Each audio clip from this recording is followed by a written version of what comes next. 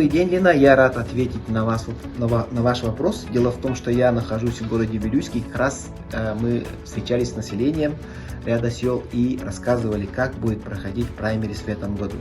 Праймерис в этом году проходит в онлайн режиме, то есть вы через сайт pgir.ru приходите и голосуете, но при этом вы должны зарегистрироваться через госуслуги, подтвердить свою, личность.